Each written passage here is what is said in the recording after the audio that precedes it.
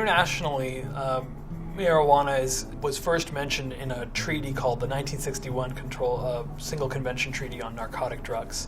When that was signed in New York City, really it was pushed by the United States and as the lead, and they tried to make it so that all countries in the world would gain a monopoly on marijuana and coca and opium, other plants that they wanted to control. Essentially, these countries, world governments, representatives, gave themselves monopoly ownership of legitimate distribution of marijuana.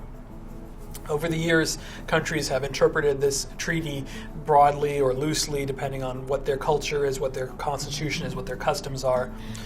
So, for example, most famously in the country of the Netherlands, with millions of people who lived there for 30 years, they've lived in a framework where marijuana is tolerated to be sold in cafes called coffee shops, and tolerated to be grown at home.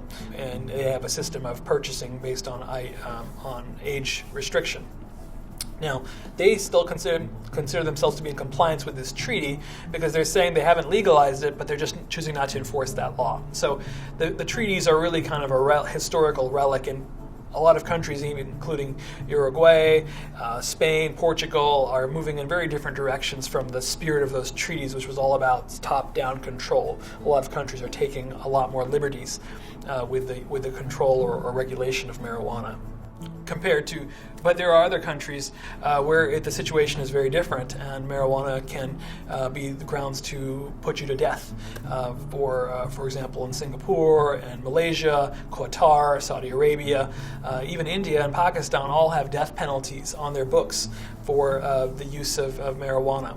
I think recently India's Supreme Court struck theirs down, but this shows you to the extreme to which some of these countries took the liberties in this treaty, and they have executed people, versus other countries that treat it as a culturally accepted behavior.